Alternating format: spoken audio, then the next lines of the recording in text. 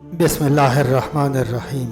اس کام کے انجام کے طور پر کافر مغلوب ہو جائیں گے اور مسلمانوں کی فوج جرار اس فتح کے حصول کے بعد خوش ہو جائے گی۔ یہ اور اس سے اوپر کے اشعار قریباً ایک ہی سلسلے کے ہیں جن میں مسلمانوں کو فتح کی خوشخبری دی گئی ہے۔ مسلمانوں کا یہ لشکر بہت بڑا ہوگا اور کامیابی و کامرانی حاصل کرنے کے بعد یہ خوش ہو جائے گا۔ مجاہد اس ملک پر قبضہ کر لیں گے تو انہیں مال غنیمت میں خوبصورت اور حسین خواتین بھی ملیں گی۔ آج کنیزوں اور لونڈیوں کا دور تو رہا نہیں، لہذا یقیناً یہ انہیں دائرہ اسلام میں داخل کر کے نکاح کریں گے اور اسی صورت میں اپنے پاس رکھیں گے۔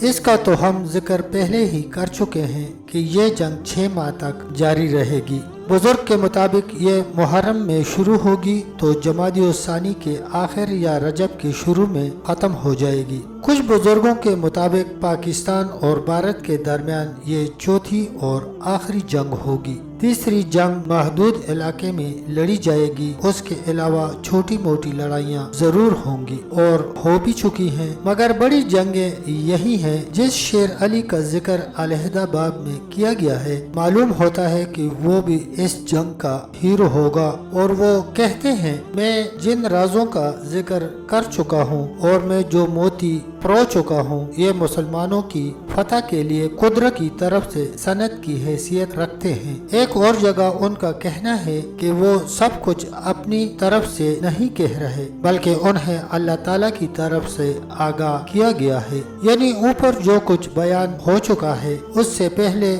اور بعد میں جو کچھ بیان ہوگا وہ سب کچھ قدرت کی طرف سے ہے اور فتح کے لیے یہ غیب کا اشارہ ہے۔ اگر تو جلد فتح چاہتا ہے تو خدا کے لیے اللہ تعالیٰ کے احکامات کی پیروی کر۔ یہ وہی معاملہ ہے جس کا اس باب کے ابتدا میں ذکر کیا گیا ہے کہ اللہ کی راہ کو اپنائے بغیر کچھ بھی ممکن نہیں، اور پھر وہ کہتے ہیں نعمت اللہ تو خاموش ہو جا اور اللہ تعالیٰ کے رازوں کو ظاہر نہ کر۔ اس کا مطلب بھی وہی ہے کہ انہیں یہ سارے راز اس ذات ربانی کی طرف سے ہی عنایت کیے گئے ہیں۔ اب آخر میں وہ شعر جو آگے شیر علی سے متعلقہ باب میں دیا گیا ہے، تاہم موقع کی مناسبت سے پہلے مصرع یہاں بھی شامل ہے۔ ہندوستان میں اسلام 40 برس تک غالب رہے گا، یہ تو ہو نہیں سکتا کہ اس کے بعد وہاں سے اسلام ناپید ہو جائے۔ پہلے بھی ذکر کیا جا چکا ہے اور یوں محسوس ہو رہا ہے کہ اس کے بعد قیامت کا عمل شروع ہو جائے گا، لیکن یہ جنگ پاکستان تنہا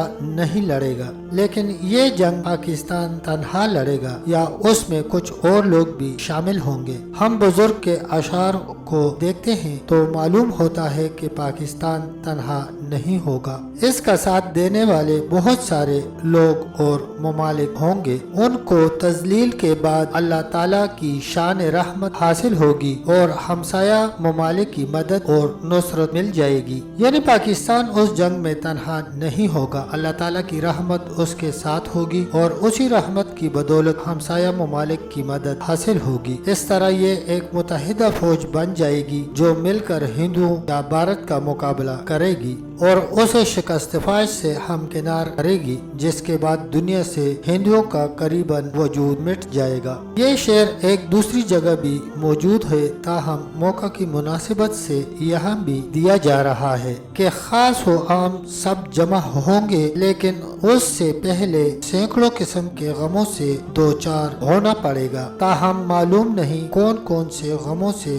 واسطہ پڑے گا۔ دعا ہے کہ اللہ ہمیں اور ہماری نسلوں کو ان سے محفوظ رکھے۔ یہ سب مل کر چیونٹیوں اور مکڑیوں کی طرح راتوں رات غالب آ جائیں گے، اور اللہ تعالیٰ کی قسم کھا کر کہتا ہوں کہ افغان مسلمان فتح حاصل کریں گے۔ اوپر جس متحدہ فوج کا ذکر کیا گیا ہے اسی کے بارے میں ہے کہ وہ حملہ کر دے گی اور راتوں رات یعنی بہت کم مدت میں فتح حاصل کر لے گی۔ یہاں افغانوں کا ذکر ہے، آگے بھی اشعار میں افغانوں کا ذکر آیا ہے جو کفار کے مقابلے میں کامیابی حاصل کریں گے۔ سرحد کے غازیوں سے زمین مرکہ کی طرح لرزے گی اور وہ مقصد حاصل کرنے کے لیے والہانہ انداز میں آئیں گے۔ یہ چونکہ قدیم زمانے के अशार हैं, उस वक़्त सुबह सरहद को खैबर पुख्तनख्वा का नाम नहीं मिला था। उससे मुराद अफगान या पठान ही है जो जंग लड़ने और फतह हासिल करने के लिए पूरे जोश व जज्बा के साथ मैदान में उतरेंगे और जी जान से लड़ेंगे। अगला शेर भी अफगानों के बारे में ही है। काबल वाले भी निकल खड़े होंगे ताकि काफिरों को कत्ल कर सके। दूसरी जानिब काफिर कभी दाएं और कभी बाएं जानिब बहाना साजी करेंगे। यहाँ बहाना साजी से मुराद राह फरार इख्तियार करना है, यानी वो कभी किसी जानिब और कभी किसी जानिब दूसरी जानिब भागने की कोशिश करेंगे। ताहम अहले काबल यानी अफगानों का मकसद उनका सफाया है और वो इंशाअल्लाह इसमें कामयाब होंगे। हिंदुओं की एक मुकद्दस किताब में दर्ज है कि गिनती के 85,000 घुड़सवार पठान बड़ी नदी दरियाए सिंध पार करके नाटक में दाखिल होंगे।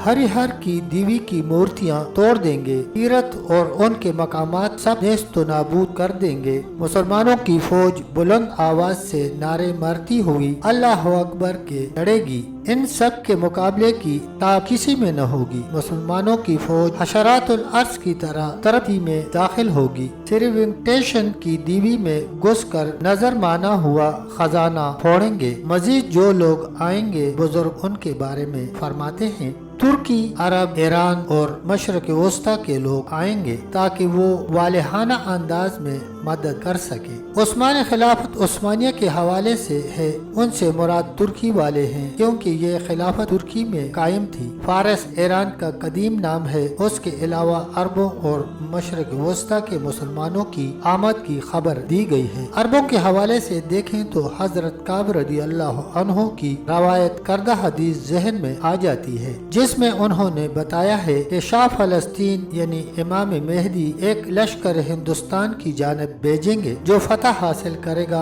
और बहुत से खजाना के अलावा हिंदुस्तानी हुक्मरानों को जंजीरों में जकड़ कर आएगा। तुर्कों के हवाले से भी हिंदुओं की कुतुब में दर्ज है। उन कुतुब में हिंदुओं को खबरदार करने के लिए दुहाई दी गई है कि तुर्की के देवस्थान में घुस जाएंगे, मुसलमानों को दौलत मिल जाएगी। 3 गड़ी में बड़े बड़े गुम्बद और मकबरे बनाएंगे। ऊपर वाले शेर की तशरीह और इस शेर की तशरीह में खजाने हासिल करने का जिक्र है। गालिबन यही वो खजाने होंगे जो शाह फलस्तीन की खिदमत में पेश किए जाएंगे और वो उन्हें फलस्तीन की तज़य्युन व आराइश पर खर्च करेंगे। तशरीह में हशरातुल अर्ज की तरह का जिक्र है, जबकि बुजुर्ग ने भी चींटियों और मकड़ियों की बात की है। अरब पहाड़, सहरा और दरिया अबूर करते हुए आएंगे और हर तरफ से आतशी सैलाब आएगा। अरबों की आमद का जिक्र गुज़श्ता शेर में भी हो चुका है। यहाँ गालिबन कलाम को पुरअसर बनाने के लिए उनका दोबारा जिक्र किया गया है। साथ ही ये भी कह दिया गया है कि ये कोह व दश्त और दरियाओं के पार से आएंगे। हामून एक दरिया का नाम है। यहाँ उस नाम को इस्तिआरा के तौर पर बयान किया गया है। हर तरफ से आतशी सैलाब आएगा। आतशी सैलाब से मुराद जोरों की जंग जिसमें आतिश वजीन का बेदरेग इस्तेमाल किया जाएगा। दूसरी सूरत यह है कि आने वाले लश्कर अपने साथ आतशी हथियार भी लेकर आएंगे जिन्हें जंग में इस्तेमाल किया जाएगा। दोस्तों, तब तक के लिए इतना ही। इंशाल्लाह मिलते हैं अगली वीडियो में। तब तक के लिए अल्लाह हाफिज।